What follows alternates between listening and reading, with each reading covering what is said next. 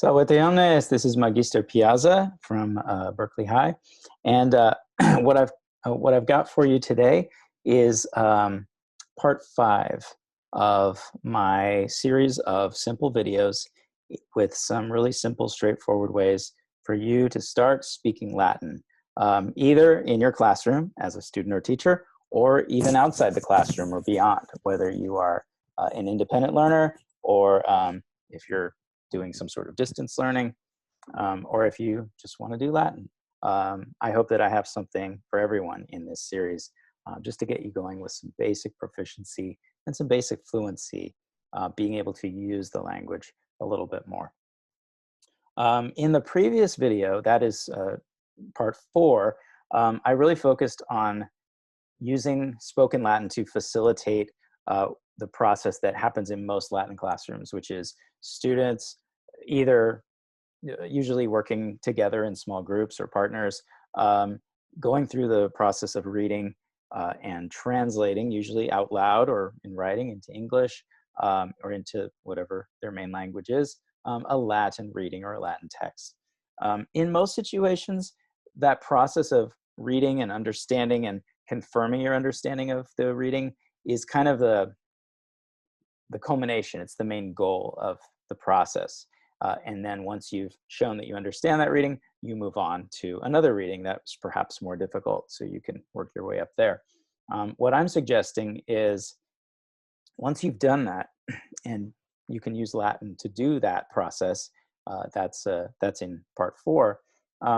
One thing that you can do now, which is really where the proficiency happens, is now that you've gotten through that reading and really understood it, you want to go back, like with your partners or someone else, and have a conversation in Latin about that story that you just read. And that is what I'm going to offer you the tools to use today. If you're watching this on YouTube, you probably are, go down to the description and you'll find a link to a Google Doc that has the document of phrases that I'm about to share with you on my screen share. But you should be able to access that document to have for yourself to use or modify as needed. All right, so let's go to screen share, and I will bring this up. And again, at the beginning, I have a little bit of a discussion about how this is working and where this fits into the process. My hope is that this approach is really going to mesh and blend with whatever is often done in a Latin classroom. So you won't have to feel, as a teacher or as a student, you won't have to feel that doing this is somehow taking time away from the central activity of what you're doing in Latin class. Hopefully this will go with, and it will support the central activities that happens in most Latin classrooms, which is to read and understand a text, to work your way up to being able to read and understand unadapted classical Latin texts and higher level stuff. So let's get started. One thing that I encourage you is to really follow this structure and this pattern. Don't be afraid to just make use of these words and phrases outright, or to directly quote the readings that you're working on, or the readings you've done already, or the phrases in previous chapter videos that I've shared with you guys. This is not the time to try to innovate with new words and phrases besides the ones that are in front of you. It's enough of a challenge to just have the courage to get up and say, hey, we're going to have a conversation in another language, especially Latin. So cut yourself some slack and fall back on these words and phrases as much as you can. That's what I'm really saying here, right? Try to fall back on actual words and phrases, quoting and repeating them in your discussion. Again, you're just making use of the structure here, and that's going to help you. This really also is something that helps my students to learn to write in the language. Is a lot of these words and phrases are things that I provide students with so that they can actually write a Latin essay. So you can think about the process of writing here too as kind of going together with the speaking. Some people might actually want to write some things first as preparation for a spoken conversation. so that you have something that you can reference while you're talking and not necessarily feeling on the spot. Although feel free to stray from whatever you have written, but don't feel you have to. We want to make sure we're sort of, just pushing our comfort zone a little bit and not necessarily going into uncharted territory, because I know this can be difficult and stressful, and I don't want it to be. Okay, so let's start with the most basic way to interact with a text in a group setting. And again, this presupposes that you've already read and understood and gone through details and worked out your understanding of the reading. So at this point, you want to maybe go back and retell and summarize either the whole story or a part or a section. And so you can use some of these phrases, right? In hac parte, in this part, or in hac fabula, in this story, or in hoc paragrafo, in this paragraph. You can use the reference words like we've talked about in the last one, last video, like in linea quarta, in line 4, or in pagina quinta, in page 5, something like that. You can use those reference points. And you can always fall back on English to make sure you're all on the same page, so to speak. If I'm talking too fast, feel free to pause, go back. I just don't want the video to be like 20 minutes or something like that. So feel free to toggle around forward, backward, just so you get what you need. But I do want to pronounce everything for you so you can hear me say it. So some other things, basic things to ask and answer about the story. And remember, you could also, in a conversation, you could ask the question and then you could answer it, because it's all promoting understanding. We're all here to repeat simple stuff at the beginning. So as a teacher in a class, I might say, quid agitur in hac parte? What is happening in this part? Oh, and then I'll answer my question. In hac parte, Hercules necat leonem. Hercules is killing a lion. Say. Quid factum est? What happened? In hac fabula. Oh, in hac fabula, Leo mortuus est. In this story, the lion is dead. Quae sunt personae? Who are the characters? Remember, persona, sometimes we use it loosely as person, but here it means character. So a lion could be. So in hac fabula, personae sunt Hercules et Leo. Quid personae volunt? What do the characters want? Well, I could answer. I say, quid personae volunt? Hercules volt necare leonem. Leo volt dormire. Right? The lion doesn't want to mess with anybody. He's just doing his own thing. Quid dicitur? What is said? Right? And then you could respond just with a quote. Feel free to go back and use a quote. Or we could say, quid blank dixit. Quid Hercules dixit. Salve, Leo, or whatever.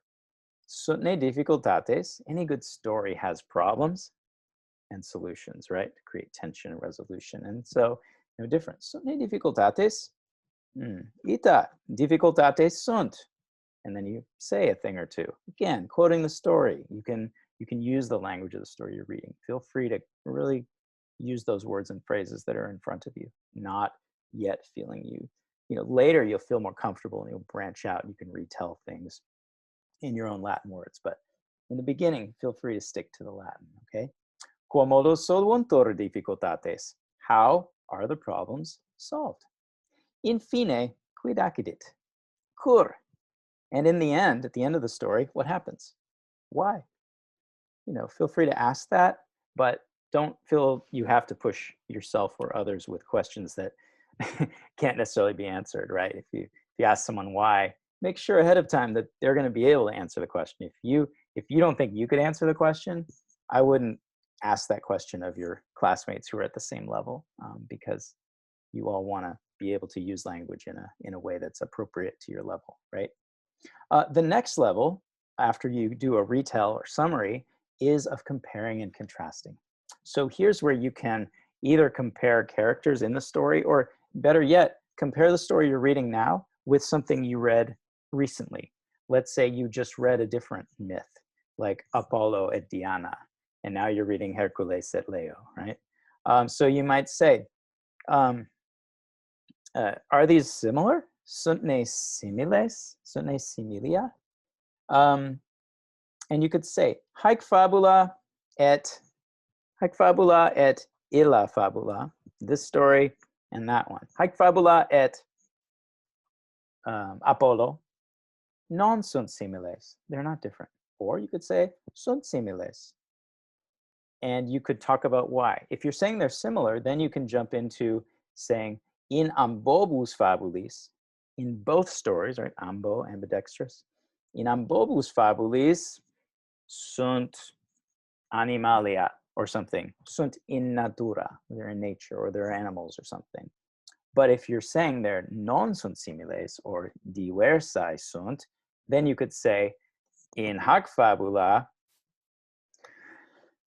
non sunt dei, sed in fabula Apollo sunt dei, there are gods, right? That kind of contrast there. Compare and contrast is a really good next step once you've established what's going on in your story. Then you can start to compare and contrast things. In the issue of comparing, you could also think about associations. Maybe while you're reading something, you were thinking, it caused you to associate and think about something that's related. Cum legebam fabulam Hercules cogitavi de, I don't know, something else, right? Maybe you thought of another fable involving a lion or something. So cum legebam blank cogitavi de. When I was reading this, I thought about that or something else. Fortasse haec fabula et illa, and that similia sunt. Perhaps this and that are similar. But you don't have to go beyond that. You might just have an observation. It's okay to just make an observation and then say, okay, let's move on, right? Perge quaeso, like I said in chapter 4. Continue, please. You can always just stop it there. Bene, perge quaeso, or pergamus. Let's continue. Bene, pergamus. You can always stop it if you need to. All right. Going to the next level of a written work or a spoken. Again, this could also take the form of a kind of a little essay if you want. This would be a great writing assignment for teachers. You know, you can support your students through this process and then have a conversation as a process of that. But, you know, it's up to you. So we could end with a preference, right? And it's always nice to be able to use, well, in my opinion. So I would say sententia mea. Technically, it's sententia mea, right? It's ablative. So it's not my opinion, but it's in my opinion. Sententia mea, Hercules est exemplum malum. In my opinion, Hercules is a bad example. You know, exemplum could mean an example of something, or it could mean an exemplary character of sorts. Exemplar, maybe that would be better for Latin, but exemplum bonum, exemplum malum. Why? And then you could say something that happens, right? Hercules est exemplum malum. Quod, because Hercules volt necare leonem innocentem, right? He wants to kill this innocent lion or something. But maybe you think it's a good example. Maybe you read another story like Baucis et Philemon, right? About the kind couple who invite the gods into their home and show hospitality. Well, sententia mea, haec fabula est bonum exemplo, right? Quod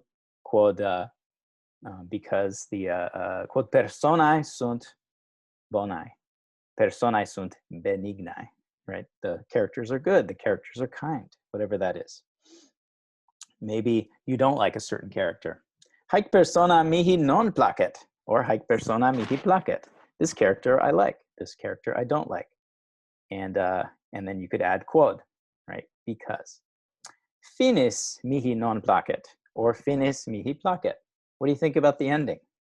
Oh, finis mihi placet, quod, because, and then you could say something about it, or finis mihi placet, period, and then make a statement. You can be as simple as you want. The simpler you are, the more likely your classmates will understand you. So remember that. We don't want just to speak Latin, but we want to be understood by our partners, right? So keep it simple, keep it slow, and that will help everybody. Quid fabula docet? What's the moral of the story? What is the story teaching? That's a good question. Maybe you have a hard time answering that. but maybe you can just make a simple statement, right, with a command or something. Quid fabula docet.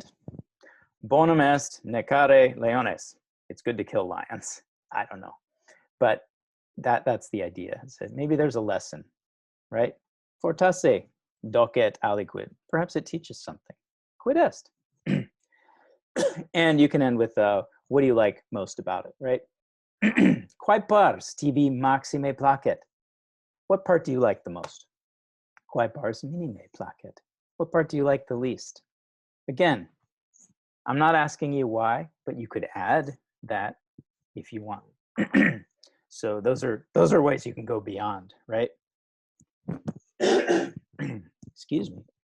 I just want to end by introducing you to a few comments, questions, responses, interjections. I referred to this already, mistakenly thinking I put it in the last video. Sorry about that. Perge quaeso. Your turn. Go, please.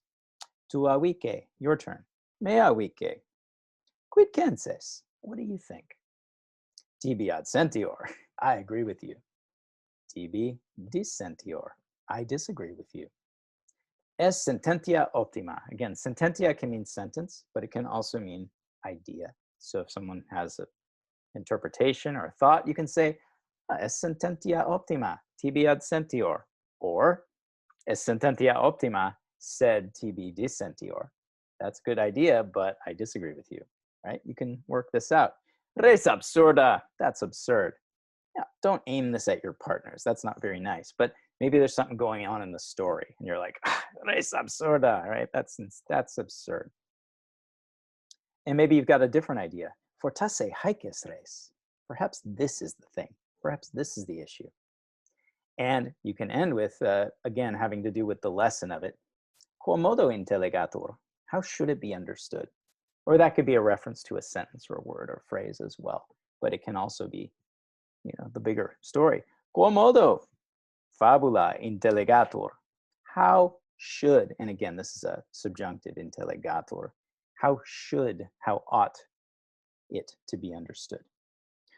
So again, feel free to review the video, look back through here and see some of these and grab the handout and do what you can with it. But the main thing is to dive in and start using Latin to get comfortable with this process, with the story. Again, if you keep it really simple and you stick to this structure, I think you'll be able to do this pretty easily. So I hope you found this helpful, and I look forward to working with you virtually in other videos and other lessons as we work on this journey towards Latin proficiency. Not just being able to read, but also being able to use the language in a more sort of holistic, organic way. All right, so that's all for now. Thanks for watching, and valete omnes.